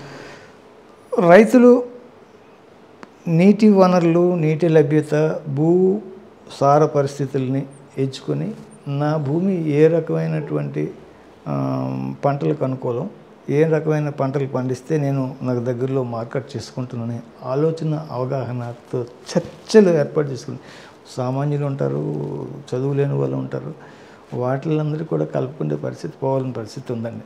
అసలు ఎందుకంటే మనకు కృత్రిమంగా ఎక్కడి నుంచో ఆ రసాయనిక ఎరువులు కావాల్సినటువంటి ఆ కెమికల్స్ ఇచ్చేసుకుని ప్రభుత్వం పెద్ద ఎత్తున సబ్సిడీకి ఇచ్చి అందిస్తున్నప్పుడు కూడా ఆ ఉపయోగించే విధానాల్లోనూ ఆ మార్పు వలన కృత్రిమైనటువంటి ఎరువుల కొరత రావటం, అధిక ధరలకి ఎక్కువ వేసేసుకొని దాన్ని వేస్ట్గా చేసుకుని సకాలంలో ఏం చేయాలన్నది లేకపోవడం చేత ఇప్పుడు మనకి మార్పు రావాలంటే ఇది అవసరం ఉన్నదండి. ఈ అవసరం చేసే పరిస్థితి ఉంది. నేనైతే ప్రధానంగా గ్రామాల్లో కలిసికట్టుతనం కావాలండి. గ్రామాలు పూర్వం ఎలాగ ఏర్పడింది, ఇంటి పేర్లే కొన్ని కుటుంబాలు ఉంటే ఆ గ్రామం కదా. ఇప్పుడు కోకాపేట అనేది అంటారు. ఇక్కడ కోకా వంశీలు ఎవరు ఉండేవారు. మానేరు సుబ్బారావు గారిని మన ప్రాంతం నుంచి ఉన్న ఆయన సుప్రీంకోర్టు జడ్జి కూడా అయ్యే పరిస్థితి ఆ రోజుల్లో. రకరకాలైన పరిస్థితులు. గ్రామాలు కుటుంబ సమూహాలే, ఇంటి పేర్లే గ్రామాల పేర్లు కదా. అలాగే ఆనాడు అంత కలిసి కట్టుకున్నటువంటి వ్యక్తులు ఈనాడు ఎందుకు కలిసి వ్యవసాయించలేరు, వాళ్ళు పండించిన గిట్టుబాటు ధర ఏర్పాటు చేసుకోలేరు. ఇలా చూస్తే ఇలా స్విచ్ నొక్కితే మరి కావాల్సిన నీరు దగ్గర నుంచి అన్నీ జరుగుతున్నాయి, అందుబాటులో టెక్నాలజీ ఉంది, అవన్నీ ఉపయోగించుకునే పరిస్థితి ఉంటుందని చెప్పేసి నేను ప్రగాఢంగా నేను నమ్ముతున్నాను సార్. అది గవర్నమెంట్ ఏమైనా గవర్నమెంట్లో కొంచెం దీనికి సెపరేట్గా ఇప్పుడు ఏవో కొన్ని టొబాకో బోర్డు అంటారు, పొగాకు ఏదో ఆ రోజుల్లో అది. అలాగే ఏదండి అది మనకి విదేశాల నుంచి వంట నూనెలు అవన్నీ తెప్పించుకునే పరిస్థితి. వంట నూనెలకు కావాల్సినటువంటి పరిస్థితులు ఎక్కడో మలేషియా నుంచి మనకి తెప్పిస్తున్నారు. దాన్ని విదేశీ మార్గద్రవ్యాన్ని రక్షించుకునే విధంగా మనకున్న వనరుల మేరకు ఒకసారి వేస్తే నిరంతరం పంట వచ్చేది. మనకి ఏదైనా తాటి చెట్టు వాటి నుంచి వస్తుంది కదా, అలాగే వస్తుంది. కాబట్టి దానికి ఈ మిల్లులే ఏర్పాటు చేసి రైతులు ప్రోత్సహించేసినట్టయితే 25-30 సంవత్సరాల వరకు కూడా మంచి పంట దిగుబడి వస్తుంది. కాబట్టి ఆ నూనె కొరత మనకి ఆహారంలో నూనె కూడా ఓ ప్రధానమైన పాత్ర ఉన్నది మీకు తెలుసు కదండి. అలాగే దీని మీద కూడా మార్పు తీసుకొచ్చి స్వదేశంలో విదేశీ ఆలోచన తగ్గించి స్వదేశీ ఉపయోగకరమైనటువంటి ఆలోచన విధానాలు తీసుకుని రావాల్సిన పరిస్థితి ఉంది. ప్రధానంగా నూనె గింజల్లో మార్పు రావాలి. మరి నూనె గింజల వేరుశనగ కానీ ఇప్పుడు నువ్వులు కూడా ప్రభుత్వం మంచి ధర ఇచ్చింది. నువ్వులు అతి తక్కువ కాలంలోనే పంటకొచ్చి మంచి విలువలతో కూడినటువంటి పోషక విలువలు కలిగినటువంటి మరి గింజ చిన్నదైనా సరే దాంట్లో ఉన్నటువంటి పోషక విలువలు ఉన్నాయి. కాబట్టి నువ్వుల నూనెగా నువ్వుల నుంచి తయారైనటువంటి పిండి ఇవన్నీ ఏంటంటే బలవర్ధకమైన పోషకాహారం. ఆనాడే పూర్వం మరి మా పెద్దలు ఆచరించిన ప్రస్తుతం కాబట్టి మళ్ళీ తిరిగి ప్రభుత్వం కూడా వెతికి ఎక్కువ దానికి గిట్టుబాటు ధర ఇచ్చి ప్రోత్సహిస్తుంది. కాబట్టి వేరుశనగ మీకు అతి ఖరీదైనట్టు బాదం, జీడి ఇవన్నీ ఉన్నాయి. ఇంచుమించు పోషకాల్లో చూసుకున్నట్టయితే వేరుశనగ కూడా దగ్గరలో ఉండే పరిస్థితి. ఎప్పుడో మహనీయుడు అయిన గాంధీ గారు అదే మేకపాలు వేరుశనగ పెట్టి లక్షలాది కిలోమీటర్లు నడిచారంటే కేవలం అవేలేంటి ఆ రోజుల్లో లండన్ చదువుకున్న వ్యక్తి. కాబట్టి ఫుడ్లో అడల్ట్రేషన్ కాకుండా అంటే ఏదో ఎక్కడ పడితే అక్కడ తినలేని పరిస్థితి కింద ఏదో పాదయాత్ర చేసే పరిస్థితి. ఆ రెంటిని ఎన్నుకున్నట్టు దానిలో ఉన్న పోషకాహారం లక్షలాది కిలోమీటర్లు ఆ రోజే మరి 33 కోట్ల భారతీయులు ఉన్నప్పుడు పాదయాత్ర చేశారంటే ఆ రకమైనటువంటి పోషకాహారం ఎన్నుకునే పరిస్థితి. ఈ వేరుశనగ కానీ ఈ నువ్వులు కానీ ఇలాంటివన్నీ ఈ పామాయిల్ ఇవన్నీ పండించి నూనె కొత్తను తీసుకు ఈ విదేశీ దానాన్ని చేసే విధంగా రైతులని మోటివేట్ చేసి వాళ్ళకి ఇమీడియట్గా ఏం కావాలో ఇచ్చేయండి. రైతు ఏదో ఇప్పుడు అక్కడ భూమి ఉందంటే భూమి పట్టుకొని ఎక్కడికో వెళ్ళిపోయి విమానం ఎక్కి పారిపోలే మనిషి కాదు కదండి. కాబట్టి ఆయన ఎక్కడ ఉంటాడు, ఓ 10 మందితో సాయం చేసుకుని. అసలు వ్యవసాయం తెలిసిన జాతిలో పుట్టినవాడు రైతండి. ఇప్పుడు నేను ఏదో మూట ఎత్తలేకపోతే మీరు నా చెయ్యి తీసుకొస్తారు, నాకు సాయం చేస్తారు, నా భుజానికి ఏదో అదే తలకి ఏదో గంపెత్తి ఈ నారు మూసుకోవడానికి వస్తే తీసుకెళ్ళి దాన్నే సాయం అంటారు. వ్యవసాయం నుంచి వచ్చిందే ఈ సాయం. ఈ సాయమే ఈవేళ మరి భారతదేశంలో 142 కోట్ల పైచిలుకున్నట్టు ఆహారం అందిస్తున్నట్టు. మరొకసారి మనలోంచి అన్నం తీసే రైతన్న దేవుడు, ప్రత్యక్ష భగవానుడు, మనకి సూర్యుడు చంద్రుడు ఈ ఆచంద్ర తారార్కం ఉండేటటువంటి దేవుడు ఎవరైతే మరి రైతని నేనైతే నమ్ముతున్నాను. రాబోయే రోజుల్లో ప్రభుత్వం ప్రత్యేకమైన శ్రద్ధ తీసుకుని వాళ్ళ అభివృద్ధి కోసం అనేక కార్యక్రమాలు ఈ చర్చా మండలిలో కానీ, ప్రణాళిక సంఘాల్లో కానీ, మంత్రిమండలిలో కానీ పెద్ద ఎత్తున చర్చ ఇప్పటికే కొన్ని జరుగుతూ ఉన్నాయి. వాటిలో మార్పు తీసుకొచ్చి వేగవంతం చేయాల్సినటువంటి పరిస్థితి ఈవేళ ఉన్నది అని చెప్పేసి నాకైతే నమ్మకం. కరెక్ట్. తాటి చెట్టు అనేది కల్పవృక్షం. మానవ జీవన విధానంలో అక్షర లక్షలు అర్పించింది తాళపత్ర గ్రంథాలు. పురాతనమైన మనకి పుస్తకాలు లేనాడు ఏముండేదండి, తాళపత్రాలు. ఆ తాళపత్ర గ్రంథాలకు మూలమైనటువంటి తాటి చెట్టు మరి తల్లితో సమానం. ఆ తాటి చెట్టు తాలూకా ఆకులు ఆనాడు మనం అలా ఉపయోగించాను. అంతేకాకుండా కాయలు, ముంజలు, పండ్లు కూడా చాలా పోషకాహారంతో కూడుకున్నటువంటి బలవర్ధకమైన ఆహారం తాటి పండు, తాటి ముంజలు, అలాగే నీర. ఈ తాటి నీర అనేది ఏంటంటే దాన్ని పులియకుండా తీసుకొని వచ్చి ఏదైతే తాటి చెట్టు ఎక్కి తాటి గౌడన్నలు ఉంటారు కాబట్టి వాళ్ళు ఏంటంటే ఆ గ్రామాల్లో కొన్ని కుటుంబాల్లో ఆశ్రయించుకొని రైతులతో పాటు వాళ్ళు కూడా వాళ్ళ పొలంలో పండి సొంత చెట్లు లేకపోయినా రైతులతో కలిసి మమేకమైంది ఆ నీర తీసుకొని ఆ చెట్టుకి పండేటటువంటి పండు అయిన తర్వాత దాన్ని తీగలుగా ఎత్తుకుని, తీగలంటే మామూలుగా ఒక దీంట్లోనూ వస్తాయండి. ఆ తీగలు ఎంత బలవర్ధకమైన పోషకాహారం అంటే చాలా ఎక్కువ శక్తి ఉంటుందండి దానిలో.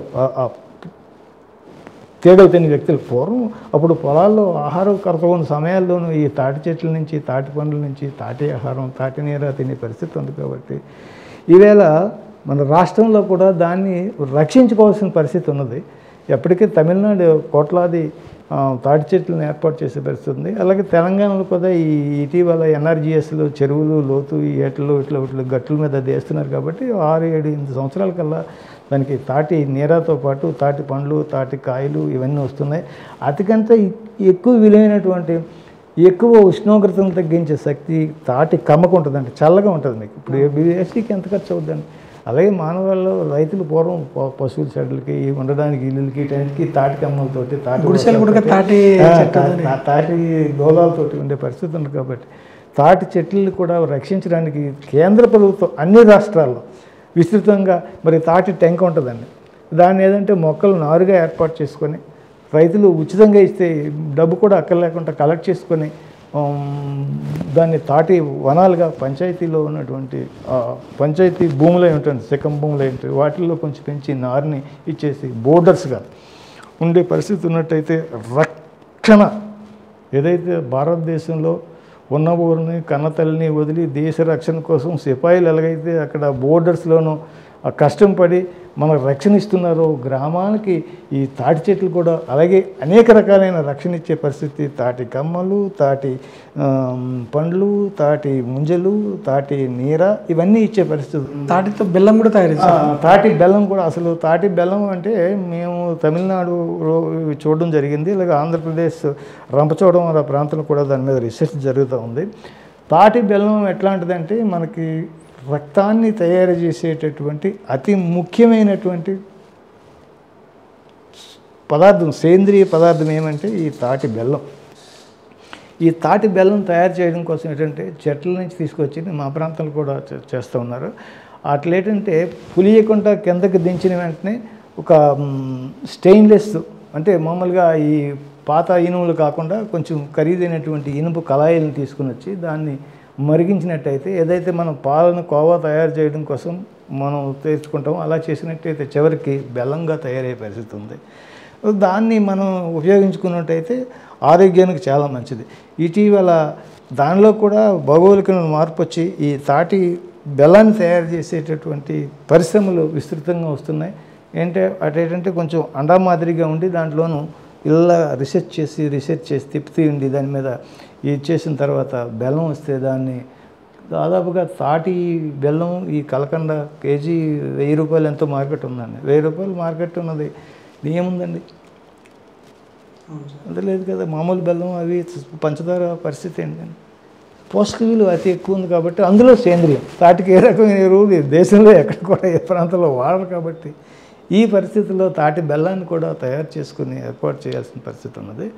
అలాగే ఇప్పుడు ఏదైతే ఈ తాటి నీరాకు కూడా అంటే పోషకాలు ఉన్నాయి కాబట్టి దాన్ని పులిసిపోకుండా చక్కగా అందించే పానీయాలకు కావాల్సినటువంటి ఈ పరిశ్రమలు కూడా రావాల్సిన పరిస్థితి ఉంది. ఇప్పుడు ఈ కొబ్బరి నీర కేరళ అట్లాంటి పరిస్థితులు ఉందో వాటన్నిటికి కూడా అవకాశం ఉండి గ్రామం స్వయం సమృద్ధి చదివి ఏదైతే ఈ రక్షణకరంగా ఉండేటువంటి గ్రామ శకం భూముల్లో ఈ దానికి ఏంటంటే ఇది చెరువు గట్లపైన పెంచినట్టయితే అవి కూడా ఉపయోగకరంగా ఉండే పరిస్థితి ఉంటాయి. అలాగే తాటి తీగల నుంచి వచ్చేటటువంటి అవన్నీ మనం ఏం చేసుకుంటే కొంచెం ఎండబెట్టి పౌడర్ చేసుకుంటే మీరు అన్నారు ఇందాక ఏదో దోశలు తర్వాత ఈ ఇడ్లీలు ఇట్లాంటి దాన్ని కూడా తయారు చేసుకోవడానికి మరి కావాల్సిన ప్రత్యేక పరిస్థితులు అయితే ఈ తాటి చెట్టుకు ఉంది కాబట్టి కేంద్ర రాష్ట్ర ప్రభుత్వాల్లో దేశంలో ఎక్కడైనా సరే తాటి చెట్టును కొడితే మరి ₹1,00,000 ఫైన్ విధించే విధంగా చట్టం తీసుకురావాలి. ఇప్పుడు ఆల్రెడీ తమిళనాడులో ఇది ప్రారంభమైంది, తమిళనాడు